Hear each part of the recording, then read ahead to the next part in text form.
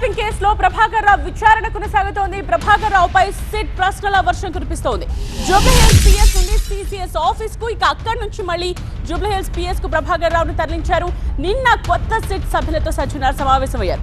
ఇప్పటికే జూబ్లీహిల్స్ పిఎస్ కు సిట్ సభ్యులు చేరుకున్నారు.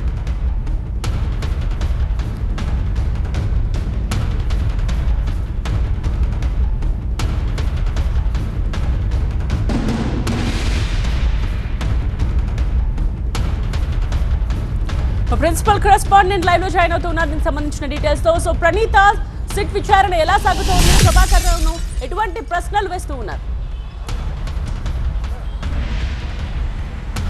అయితే ఫోన్ ట్యాపింగ్ వ్యవహారంలో ఎవరి ఆదేశాల మేరకు ఈ ఫోన్ ట్యాపింగ్ చేయించారు అనేటువంటి అంశంతో పాటు రాజకీయ నాయకుల రోల్ పైన ప్రభాకర్ రావును నూతన సిట్ ప్రశ్నించబోతుంది. సో ఇప్పటికే సిట్ అధికారుల దగ్గర మొత్తం ఈ 7 days పాటు కూడా ప్రభాకర్ రావుని విచారించేందుకు టైం ఉంది. కాబట్టి 25th లోపు అతని నుండి వీలైనటువంటి ఎక్కువ సమాచారం రాబట్టేందుకు సిట్ అధికారులు ప్రయత్నించబోతున్నారు. 26వ తారీఖున మళ్ళీ ప్రభాకర్ రావును రిలీజ్ చేయాల్సిందిగా ఇప్పటికే సుప్రీంకోర్టు ఆదేశాలు కూడా ఉన్నాయి. సో ఈ నేపథ్యంలోనే కొత్త సిట్ సభ్యులను మొన్న నైట్ నియమిస్తూ డీజీపీ కూడా ఉత్తర్వులు జారీ చేశారు. సో నిన్న SIT first meeting ICCC command కంట్రోల్లో జరిగింది. హైదరాబాద్ సిపి సజ్జనార్ నేతృత్వంలో ఈ సిట్ ఫామ్ అయింది. కాబట్టి మొత్తం సజ్జనార్తో ఈ సిట్ సభ్యులందరూ కూడా భేటీ అయ్యారు.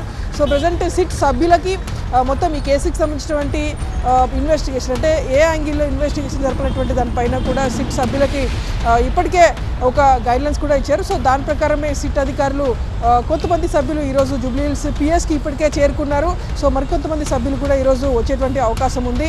అయితే ఈ సిట్ సభ్యుల్లో ఆల్రెడీ విజయ్ కుమార్కి సంబంధించి కేసుకు సంబంధించినటువంటి టోటల్ ఇన్ఫర్మేషన్ విజయ్ కుమార్ దగ్గర ఉంది. గతంలో తను వెస్ట్ జోన్ డీసీపీగా పనిచేసేటువంటి టైంలో అతని హయాంలోనే FIR నమోదు కావడంతో పాటు కేసుకు సంబంధించినటువంటి ప్రాథమిక దర్యాప్తు అంతా కూడా అతనే చూసినటువంటి పరిస్థితి. సో అతనితో పాటు ఒక 9 మెంబర్స్ని కూడా ఇప్పటికే నూతన సిట్గా నియమిస్తూ ఉత్తర్వులు జారీ చేశారు. కాబట్టి జూబ్లీహిల్స్ పిఎస్ నుండి మొత్తం నూతన సిట్ ప్రభాకర్ రావుని విచారించబోతుంది.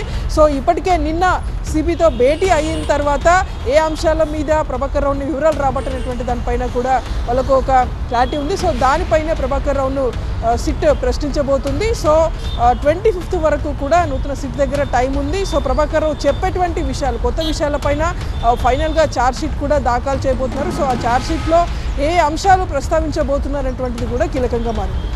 రైట్ ప్రణీత.